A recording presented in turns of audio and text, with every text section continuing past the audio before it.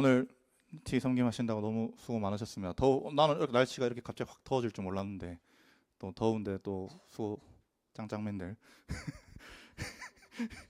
네, 어, 어떻게 될지 모르겠는데 오늘 또 우리 뒤에 일정이 있다 보니까 3장 6절까지 갈 수도 있고 안 갈 수도 있고, 안 가면 뭐 다음 주에 3장 6절로 가고 뭐 되면은 뭐 2장까지 최대한 가는 걸로 해보겠습니다.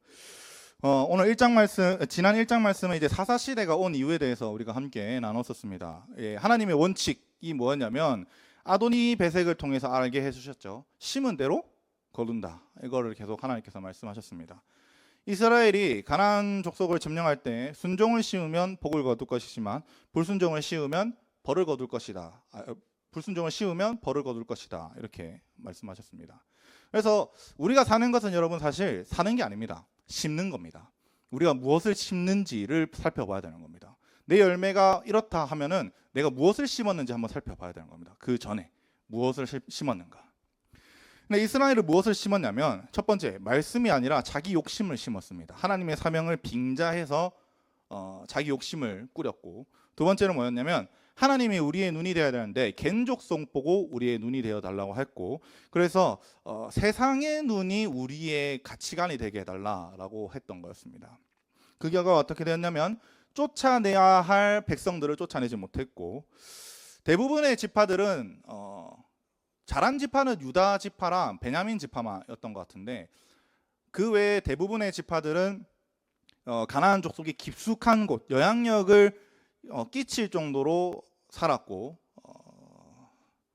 단지파 같은 경우에는 완전 아예 지배를 받는 정도, 가나안 족속에게 지배를 받는 정도의 삶을 살았다고 말하는 것이 지난 말씀이었습니다. 오늘 말씀은 사사 시대가 온 이유 비슷합니다. 근데 지난주에는 이제 뭐랄까 욕심, 근거 이런 거 이야기한다면 좀 뭔가 신학적인 배경, 성경적인 배경에서 좀 설명을 많이 하려고 합니다. 1장은 자기 욕심과 연결되어서 정복을 못했다, 뭐 이런 이야기 했다면, 좀 더 구체적으로 2장은 신학적이라 말하면 좀 어려우니까 왜 말씀을 모르고 자기 욕심대로 행했느냐라고 설명하는 게 좀 좋을 것 같습니다. 여기에서는 두 부류의 잘못이 있다고 합니다. 첫 번째, 부모 세대의 잘못이다. 잠시만, 오늘 어버이날인데 잠시만 까먹었네. 말씀이니까 부모 세대의 잘못이다라고 합니다. 신명기 6장 6절부터 7절은 이렇게 말씀합니다. 오늘 내가 내게 명하는 이 말씀을 너는 마음에 새기고 내 자녀에게 부르짖으니 가르치며 집에 앉아 있을 때든지 길을 갈 때든지 누울 때든지 일어날 때든지 이 말씀을 강론할 것이며 라면서 말씀하고, 여호수아와 함께 했던 세대들, 여호수아 세대들이죠. 여호수아 세대들은 잘한 건 있습니다. 무엇이냐? 이 마음을 너희 마음에 새겨라. 이 말씀을 너희 마음에 새겨라는 너무나도 잘했습니다. 근데 여호수아 세대가 잘못한 것은 그 다음 거를 다 못했습니다. 무엇이냐? 자녀들에게 이 말씀을 강론할지며 어느 때든지 이거를 하지 못했은 세대입니다. 두 번째, 자녀 세대의 잘못입니다. 부모님의 하나님이 내 하나님이 되지 못했습니다. 여호와를 알지 못하며 여호와께서 이스라엘을 위하여 행하신 일도 알지 못하더라라고 말하는데, 여러분 이거는 하나님을 모른다는 말입니다. 그냥 듣기만 들었지 하나님과의 나의 관계가 전혀 없다는 말입니다. 그 결과 11절부터 23절은 이겁니다. 사사 시대가 들어왔다. 요 사이클로 평안, 범죄, 그 다음에 징계, 회개, 구원, 평안, 이 사이클이 계속 돌아가는 게 이런 배경 때문이라는 겁니다. 그래서 하나님이 이 사사 시대의 사이클에 들어가면 두 가지를 행하십니다. 하나님께서 행하시는 건 두 가지십니다. 첫 번째는 말씀에 순종하시는지 다시 한번 달아보십니다. 다시 한번 달아보시다가 도저히 안 되겠다고 하시면 하나님을 모르면 하나님이 누군지 알려주십니다. 당연히 뭐 좋은 걸로 알려주시진 않죠. 두들겨 패시죠. 그래 알려주신다고 말하는 게 오늘 말씀입니다. 저와 여러분들께서 하나님의 말씀을 알고 부모님의 신앙으로 내가 살아가는 게 아닙니다. 내 신앙으로 내가 온전히 서서 하나님 앞에서 하나님과 나의 관계에서 독립적인 신앙을 가지는 저와 여러분들 되시기를 주님의 이름으로 간절히 바랍니다. 우리 1절 한번 읽어보겠습니다. 1절입니다. 시작. 여호와의 사자가 길갈에서부터 복임으로 올라와 말하되 내가 너희를 애굽에서 올라오게 하여 내가 너희의 조상들에게 맹세한 땅으로 들어가게 하였으며 또 내가 이르기를 내가 너희와 함께한 언약을 영원히 어기지 아니하리니. 여호와의 사자는 이 천사를 말하는 게 아닙니다. 다니엘서에서 말씀드렸는데 여호와의 사자는 100이면 100, 여호와의 사자, 여호와의 군대 장관은 100이면 100, 2위 하나님 예수님이 성육신 하시기 전 이야기입니다. 근데 여호와의 사자가 길갈에서부터 올라왔다고 하는데 여호수아에서 길갈은 뭐냐? 전초기지입니다.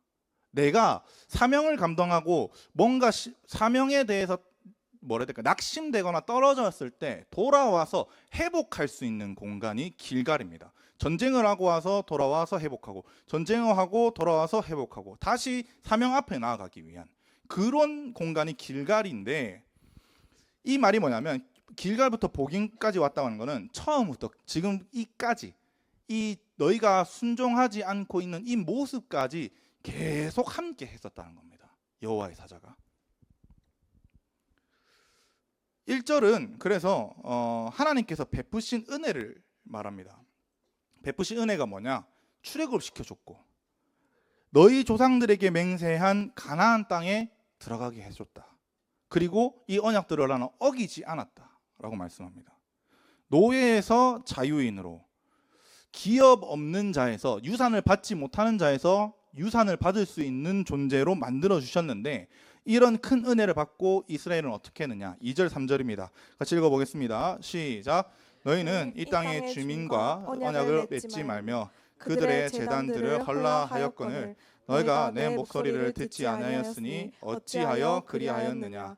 그러므로 내가 또 말하기를 내가 그들을 너희 앞에서 쫓아내지 아니하리니 그들이 너희 옆구리에 가시가 될 것이며 그들의 신들이 너희에게 올무가 되리라 하였노라. 네.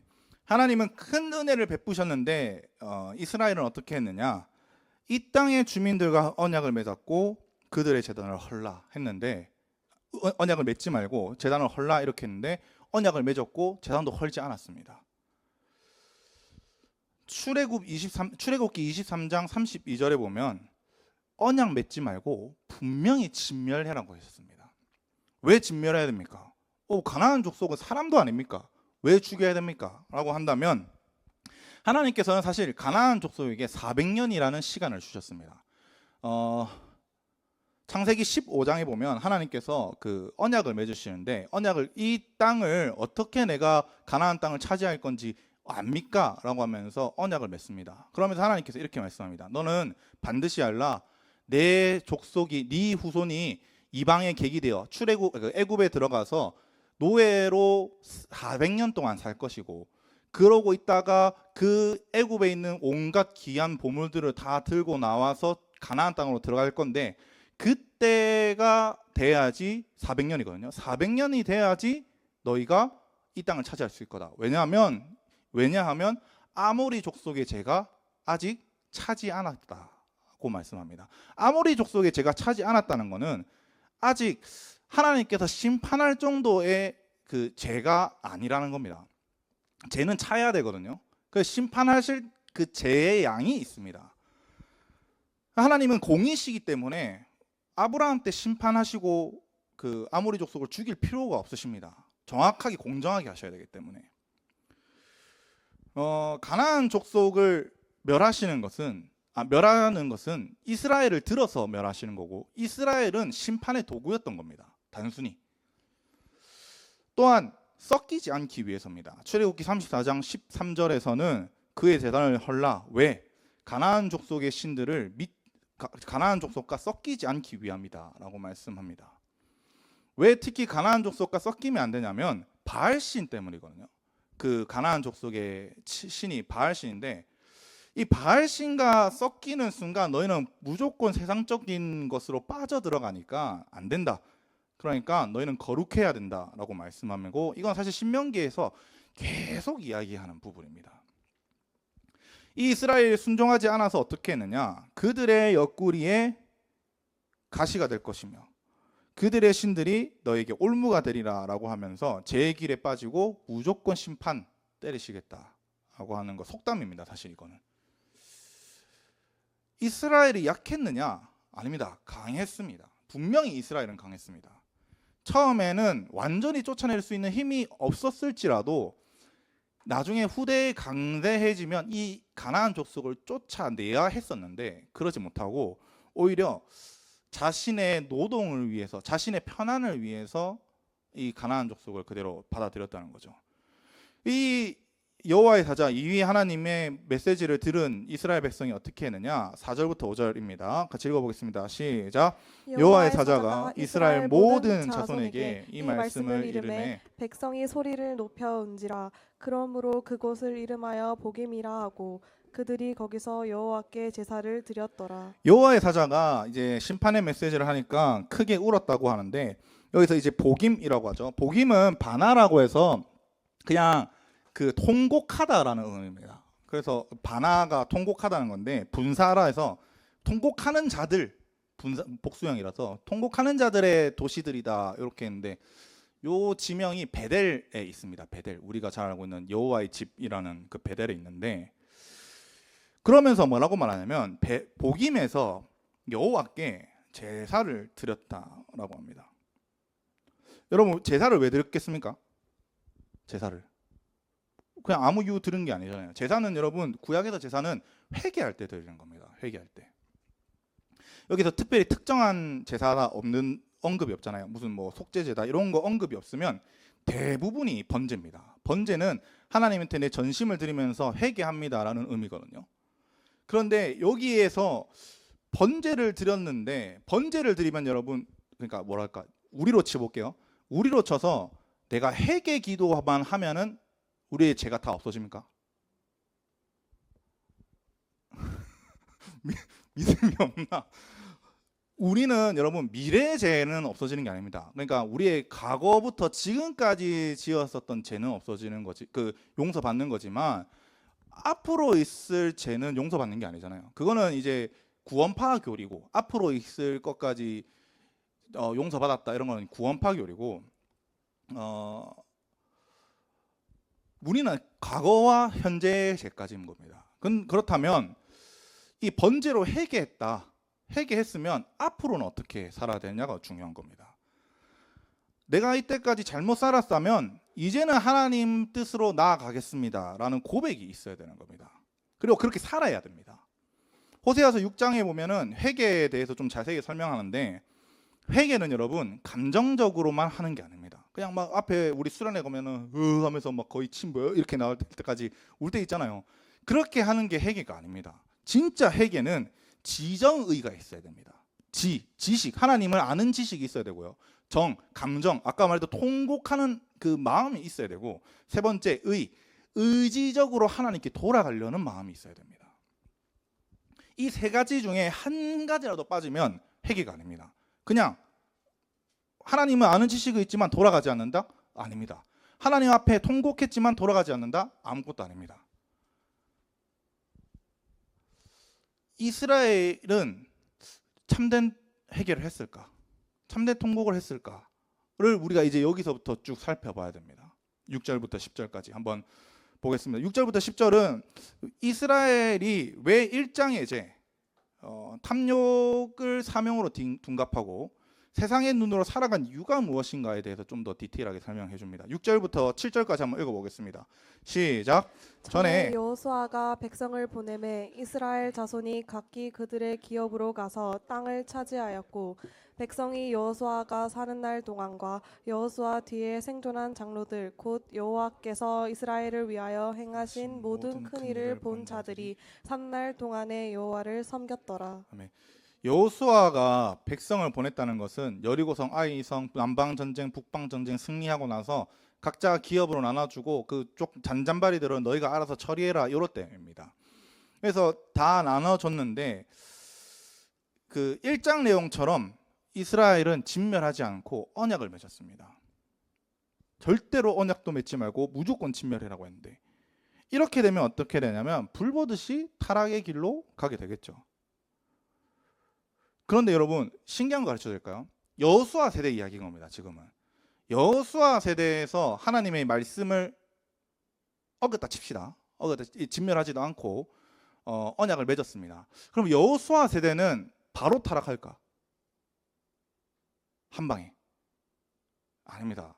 여호수아 세대는 바로 타락하지 않습니다. 왜냐하면 7절 안 보면 다시 이렇게 말합니다. 여호수아가 사는 날 동안과 여호수아 뒤에 생존한 장로, 같은 세대입니다. 뒤에라는 말보다 이 후에 세워진 장로를 말하는 겁니다. 장로들 곧 여호와께서 이스라엘을 위하여 행하신 모든 큰 일을 본 자들은 사는 날 동안 여호와를 섬겼다는 겁니다. 사사기 세대를 기준으로 잡으면 여호수아 세대는 부모 세대거든요. 이 여호수아 시대를 평가하면서 여호와께서 이스라엘을 위하여 행하신 모든 큰 일을 본 자들은 사는 날 동안 여호와를 섬겼다라고 말을 합니다. 평가가 이겁니다. 평가가. 근데 요거는 여호수아서 24장 31절이랑 똑같이 적혀 있습니다. 한번 볼까요?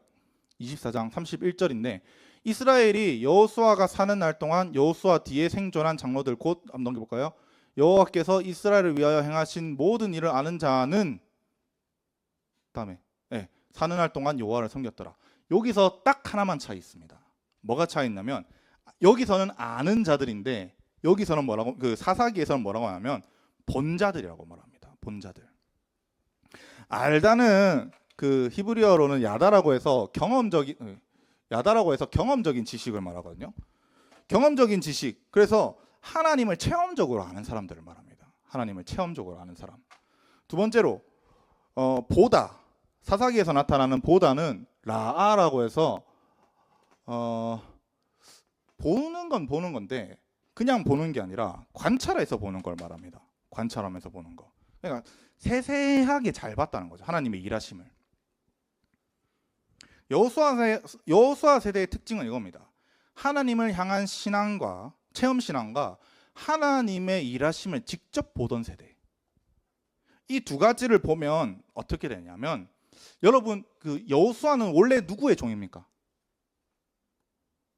여호수아가 하나님의 종입니까? 하나님의 종이라는 타이틀은 24장에 가서 여호수아서 24장에 가서 다 얻습니다. 원래 여호수아는 모세의 종이라고 말합니다. 여호수아서 1장에 보면 모세의 종이었는데 나중에는 24장 24장 29절에 보면 하나님의 여호와의 종이로 바뀌게 됩니다. 왜? 하나님의 일을 본 자와 아는 자들은 하나님의 종으로 바뀐다는 거거든요. 그리고 다시 우리 7절로 돌아와 볼까요? 7절에 와서 사는 날 동안 여호와를 섬겼더라. 이거랑 똑같은 단어입니다. 사실 아바드, 에베드 똑같은 단어입니다. 그러니까 여호수아는 하나님의 일을 보기 전에는 단순한 그냥 모세의 종이었는데 하나님의 그 크시고 놀라우신 일을 보니까 자기가 자연스럽게 하나님의 종이 될 수밖에 없었고 하나님을 섬길 수밖에 없었다는 겁니다. 그래서 여호와의 일을 자세히 보고 아는 사람은 여호와를 섬기게 됩니다. 여호수아에게 있어서 부모 세대는 모세 세대거든요. 모세 시대. 모세의 하나님이 여호수아의 하나님이 된 겁니다. 이렇게 된 것은 다른 것이 아니라 여호수아가 하나님의 일을 보고 알았기 때문입니다. 근데 이 세대가 다 떠나면 어떻게 되느냐? 8절부터 10절 한번 읽어보겠습니다. 8절부터 10절 시작. 여호와의 종 눈의 아들 여호수아가 110세의 죽음에 무리가 그의 기업의 경내 에브라임 산지 갸스산 북쪽 딥낫 헤레스에 장사하였고 그 세대의 사람도 다 그 조상들에게로 돌아갔고 그 후에 일어난 다른 세대도 여호와를 알지 못하며 여호와께서 이스라엘을 위하여 행하신 일도 알지 못하였더라. 8절부터 10절 이 상반절은 그냥 모세 시대 그 여호수아 세대가 다 죽었다는 겁니다. 죽었는데 그 결과가 어떻게 됐냐? 그 후에 일어난 다른 세대는 여호와를 알지 못한다는 겁니다. 그리고 여호와께서 이스라엘을 위하여 행하신 일도 알지 못한다. 이것도 야다거든요. 그냥 경험적으로 체험하지 못했다는 겁니다. 하나님을 알지 못했다는 겁니다. 그런 세대들이 일어나기 시작했다는 겁니다. 하나님을 체험적으로 모르면 여러분 당연히 신앙이 없습니다. 믿음의 대상을 모르는데 어떻게 믿음이 생기겠습니까? 오늘날로 한번 이야기해 보겠습니다. 어른 세대와 다음 세대 모두, 우리 세대를 다음 세대를 하잖아요. 모두 잘못이 있습니다. 어른 세대는 무엇을 잘못했냐면 아까 말했던 신명기 6장 7절 어느 때든지 다음 세대에게 말씀을 가르쳐라라는 것을 하지 않았습니다. 여호수아 세대의 잘못은 다음 세대의 신앙 전수를 못했거든요. 그러면 요렇게 되면 어떻게 되는지 한번 봐야 됩니다. 중고등부 때 여러분들 여기 서문교에서 거의 토박이들 많잖아요. 토박이들 많으실 건데 여기 올라오면 청년부 올라오면서 다 있습니까? 그 멤버들이 올라왔던 멤버들이 머리가 커질 때까지는 옵니다. 머리가 커질 때까지 자기 신앙이 없는 사람들은. 왜냐면 부모님이 용돈 안 준다 이래 보면은 끝나잖아요. 용돈 받아야지. 근데 성인 되고 나서 알바할 수 있고 이래 보면 교회 안 나오는 건 당연한 겁니다. 자기들 입장에서는 신앙의 전수가 제대로 이루어지지 않은 것, 이게 사실 여호수아 세대의 잘못입니다. 사실 이거는 근데 우리 세대 잘못 아닙니다. 우리 세대 잘못 아니잖아요. 우리 뭐 애가 있는 것도 아니고. 근데 우리 세대의 문제는 여호와와 여호와께서 행하신 일을 알지 못하는 세대라는 겁니다. 여러분한테 스스로 한번 질문해 보십시오. 내가 여호와를 안다, 여호와께서 행하신 일을 안다라고 말할 수 있는 분들입니까? 그리고 그런 시대입니까? 저는 그렇게 평가할 수 없습니다. 모른다고 오히려 맞다고 생각하거든요. 우리 어른 세대분들 중에 신앙에 진짜 특출나신 분들 많습니다. 교회 거의 저렇게 사냐, 자기 개인 시간까지 저렇게 하면서 쓰지? 라는 분들 진짜 많거든요. 제가 며칠 전에 이제 기도 모임 하나 하는 거 있는데 그거 하면서 사진 충격적 좀 공유하게 돼가지고 봤는데 사진 한번 보여줄래요? 아까 보내준 거 있는데 부탁한 거. 네, 요겁니다. 이게 60년대인가 70년대인가라고 알고 들었습니다. 저도 연도는 자세히 잘 기억이 안 나는데 저는 요거를 볼 때마다 저 낡은 성경책과 찬송가집이거든요. 무릎 아래는. 저는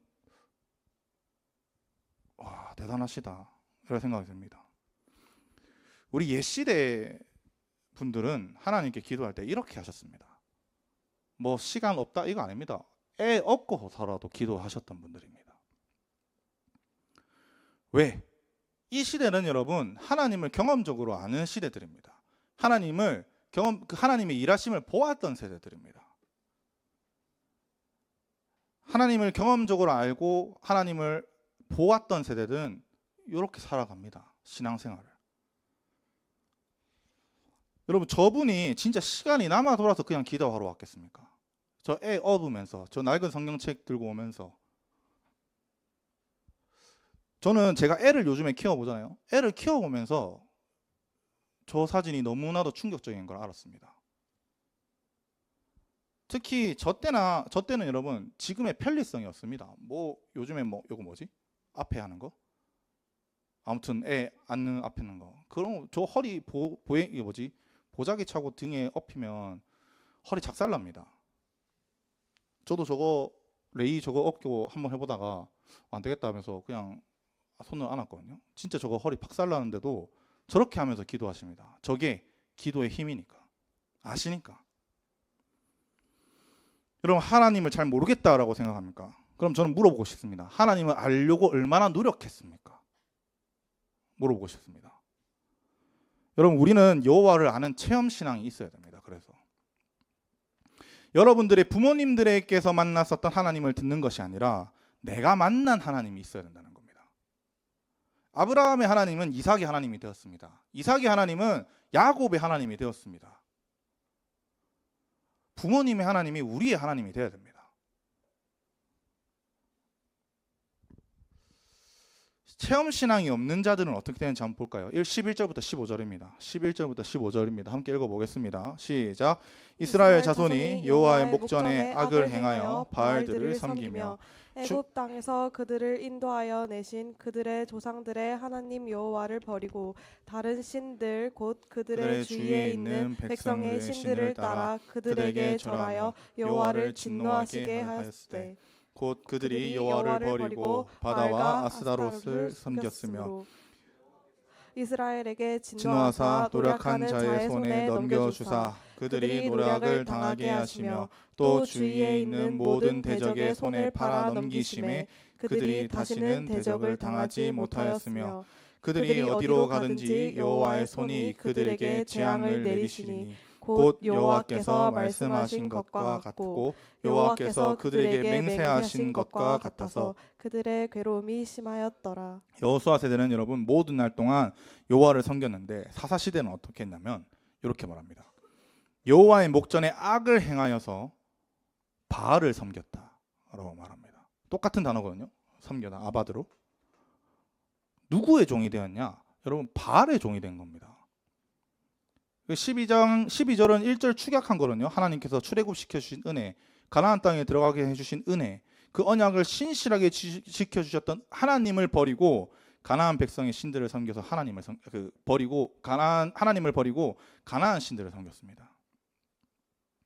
하나님을 버린 이유는 다른 것이 아닙니다. 12절에 답이 있습니다. 이렇게 말합니다. 그들의 신이 아닙니다. 그들의 조상의 하나님을 버렸다는 겁니다. 지 하나님이 아니라는 겁니다. 지 하나님이. 우리 엄마, 우리 아빠의 하나님이지 내 하나님이 아니니까 내가 하나님을 떠난다는 겁니다. 그러면서 바알과 아스다롯을 섬겼다고 하는데 바알은 여러분 술, 돈, 그 다음에 성 이런 신인데 어떻게 하냐면 가나안 신들은 비가 바알이 내려준다고 생각했기 때문에 일부 동물 제사 드리고 2부에 술을 먹고 3부에 신정 창녀들이랑 성관계를 맺으면서 그게 비를 내려준다고 생각을 했습니다. 그러면 돈 잘 번다. 그래서 이게 술, 돈, 성이거든요. 여러분 이거 잘 생각해 보십시오. 이 세 가지만 주제만 딱 떼놓고 여러분 지금 향락적인 삶이랑 똑같은 걸 이야기하는 겁니다. 그때는 우상이라는 것을 이용해서 쓴 것뿐이고 사단은 방법만 바꿀 뿐이지 본질은 똑같습니다. 그래서 우리가 만약에 이것들을 추구하고 있다면 우리는 사실 바알을 섬기는 것과 똑같습니다. 그 결과 어떻게 하느냐? 하나님께서 진노하셔서 이스라엘 백성을 노력하는 자들의 손에 넘겨주었다 라고 말합니다. 여러분 1장 2절에 보면 이렇게 말합니다. 1장 2절에 끝에 보면 이렇게 말씀합니다. 1장 2절에 내가 이 땅을 그의 손에 넘겨 주었노라. 똑같은 단어거든요. 누구한테 넘겨주셨습니까? 원래는 하나님이 가나안을 우리에게 주셨습니다. 이스라엘에게. 근데 이제는 이스라엘이 가나안에게 넘어간다는 겁니다. 반대가 됐죠. 두 번째, 대적을 이길 힘이 없더라. 어디를 가도 영향력을 끼칠 수가 없습니다. 기독교인들은 여러분 일제시대 때 3.1 운동을 다 주도했습니다. 하나부터 10까지. 인원 중에 98%가 기독교인이었습니다. 3.1 운동, 그 다음에 그 이후에 일어나는 모든 독립운동에 대해서. 마지막 세 번째, 어디로 가든지 재앙을 내리겠다. 이거 여호수아서 1장 9절에 내가 어디로 가든지 내 하나님 여호와가 너와 함께 하시느니라고 말씀합니다. 반대입니다. 하나님의 말씀을 안 들으니까 하나님이 함께 하시는 게 아니라 하나님께서 저주를 내리시겠다. 재앙을 내리시겠다. 옛날에는 항상 이겼는데 이제는 못 이기고. 근데 왜 그러냐면 11절에 악을 행했다 했잖아요. 그래서 15절에 보면 재앙을 내리신다고 말합니다. 요거 사실은 똑같은 단어거든요. 악과 악. 네가 악을 행했으니까 나도 똑같이 너한테 악을 행할게 라고 말씀하시는 거예요. 벌을 주신다는 거죠. 1장에서 하나님 분명히 말씀하셨습니다. 내가 행한 대로 내게 갚으신다. 여호수아 세대 신앙이 여러분에게 있습니까 혹시?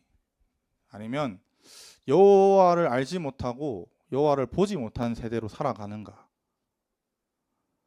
그럼 이 신앙이 없으면 여호수아 시대, 부모 시대의 신앙이 내 신앙이 되지 않으면 결국엔 12절처럼 여호와를 버리고 악으로 행하게 된다는 겁니다. 바알에게 가면 어떻게 되느냐? 이제 사사기 사이클이 시작되는 겁니다. 16절부터 19절인데 우리 읽었으니까 제가 바로 설명하겠습니다. 그냥 16절부터 19절은 사사기 사이클입니다. 그래서 16절에 대적의 손에 파하셨지만 사사들을 세우셔서 노력자들의 손에서 그들을 구원해 주신다. 그러면서 18절에 이렇게 말씀하거든요. 왜 사사를 보내주시냐? 그들이 가나안 족속의 압박과 괴로움을 받아서 슬피 부르짖어 하나님께서 뜻을 돌이켜 언약을 지킨다는 거냐? 돌이켰다는 말은 나 언약을 지키시려고 언약적으로 다시 가셨다는 겁니다. 영원히 함께 하시겠다는. 그러고서 사사를 세우시고 사사를 보내셔서 우리를 구원해 주셨다. 그러면서 사사가 싸울 때 여호와께서 함께 하셨다. 사사가 대단한 게 아니라 하나님께서 함께 하시니까 사사가 이긴 겁니다. 근데 17절, 19절 뭐라고 하냐면 사사가 죽은 후에 그들이 돌이켜 그들의 조상들보다 더욱 타락하여 다른 신들을 섬기고 그들에게 절을 하여 그들의 행위와 패역한 길을 그치지 않았다. 오히려 더 악해졌단 말이죠. 사사가 있을 땐 여러분 사사의 눈치를 봅니다. 부모 세대가 있을 때는 부모 세대의 눈치를 봅니다. 근데 사사가 죽고 부모 세대가 죽으면 어떻게 되냐? 고삐 풀린 망아지가 되는 거죠. 이때까지 짓지 못한 죄 다 지어보자. 저는 그래서 고난주일에 뭐 하지 말자 하는 거 좀 별로 안 좋아합니다. TV 보지 말자, 뭐 스마트폰 금지하자 이런 거 별로 안 좋아하는 게 뭐냐면 고난 주간은 지키겠죠. 고난 주간은. 근데 고난 주간이 끝나고 나면 못 봤던 드라마 다 몰아봐야 되는데, 못 봤던 유튜브 다 몰아봐야 되는데, 오히려 내 신앙이 완전 더 무너지는 자리로 가게 만듭니다. 2배로 죄짓는 모습들을 사실 저는 많이 봤기 때문에. 사사기의 사이클이 뭐였습니까? 평안, 그다음에 범죄, 그럼 징계한다 했죠. 징계 다음에 하나 회개하고 그다음에 구원해 주십니다. 이렇게 가야 되구나. 내가 다 가리고 있구나. 구원해 주십니다. 여러분 사사기의 고리를 끊으려면 언제 잘해야 될까요? 평안할 때 잘해야 됩니다. 평안할 때 여호와를 아는 체험 신앙으로 들어가야 합니다. 평안할 때. 평안할 때 말씀 읽어야 되고, 평안할 때 기도해야 되고, 평안할 때 성경적 가치관을 심어야 되고, 평안할 때 성경 공부하면서 내 신앙의 성숙이 있어야 된다는 겁니다. 평안할 때 자라야 진짜 내 신앙이 됩니다. 고난 때는 여러분 내가 이때까지 쌓았었던 걸로 견디는 시간인 거지 그걸로 자랄 수 있는 시간은 아닙니다. 놀러 갈 시간은 있는데 성경 읽을 시간 없다. 기도할 시간 없다. 뭐 뭘 심었는지 보이니까 뭘 거둔지 뻔히 보이죠. 순종하지 않으니까 어떻게 하냐면 1절부터 6절인데 요거 어차피 20절부터 23절이랑 똑같은 말입니다. 3장 1절부터 6절은 이렇게 합니다. 하나님께서 2가지를 행하십니다. 뭘 행하시냐? 전쟁을 경험해 본 적 없는 세대한테 하나님께서 이스라엘에게 알려주십니다. 무엇을? 이때까지 진짜 너희가 은혜 받고 살았던 게 무엇인지, 누가 줬는지 알려주시면서 전쟁을 주관하게 해주셔서 전쟁을 통해서 알게 해주십니다. 다음 세대는 알지 못하니까 어떻게 하냐? 하나님께서 한 번 더 똑같은 시험인데 다른 주제로 이렇게 봅니다. 하나님은 얘네들이 순종하는지 안 하는지 바라봅니다. 결과는 당연히 불순종이죠. 하나님을 모르게 되니까 하나님한테 벌을 받아서 하나님께서는 그 벌을 통해서 내가 누군지 알려주십니다. 좋은 말로 할 때 안 들었으니까 평안할 때. 그래서 5절부터 6절 이렇게 말합니다. 가나안 7족속이 가운데 거한다. 이것도 저번 주에 말했던 베케레브 깊숙하게 침투해서 영향력을 끼치면서 살았다는 겁니다. 더 심한 건 뭐냐면 자녀들이 서로 결혼시켰다. 언약 중에 최고의 언약이 뭐냐면 결혼이거든요. 결혼 언약이 제일 최고의 언약입니다. 그래서 하나님도 우리에게 우리의 신부라고 말하는 게 그런 의미입니다. 이들은 가나안 족속과 함께 깊은 영향력을 가지며 살았고요. 가나안과 끊을 수 없는 언약도 맺었습니다. 그러니까 심판은 오는 겁니다. 하나님 왜 악을 만드셔가지고 굳이 그럴 필요가 없으시지 않았나요? 잠언 16장 4절에서는 이렇게 말씀합니다. 여호와께서 온갖 것을 그 쓰임새에 적당하게 지으셨나니 악인도 악한 날에 적당하게 쓰시느니라 라고 말씀합니다. 이스라엘이 말씀 안 들으니까 가나안 들어서 치신다 라고 말씀하는 겁니다. 사사기의 이 사이클이 온 것은 다른 것이 아닙니다. 다음 세대가 하나님을 알지 못하기 때문에 사사시대 사이클이 온 겁니다. 결국은 저 여러분들께서 하나님에 대한 이 체험 신앙, 그리고 부모님의 하나님이 아닌 나의 하나님이 되시기를 바랍니다. 여호와를 알기 바라고 여호와께서 행하신 일을 알기를 바랍니다. 여러분, 우리는 지금 모든 사람들이 다 그럴 겁니다. 항상 사사기 사이클 안에 들어가 있습니다. 평안, 범죄, 징계, 회개, 구원, 다시 평안. 여러분, 인생을 돌아보면 이렇게 살지 않았나요? 우리가 이 사사시대 사이클을 끊어내는 방법은 단 하나입니다. 평안할 때 하나님께 가는 겁니다. 여호와를 아는 지식을 계속 부모로부터 전수받아서 그게 나의 하나님이 되게. 그 길만이 여러분 안에 있는 사사시대 사이클을 끊어내는 방법이고, 그 길만이 대한민국에 있는 이 사사시대 사이클을 끊어내는 법입니다.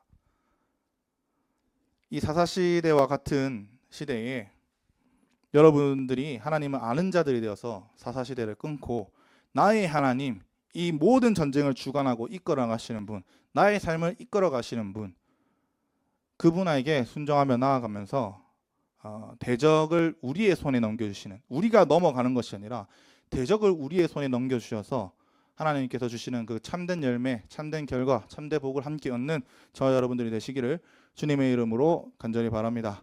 기도하겠습니다.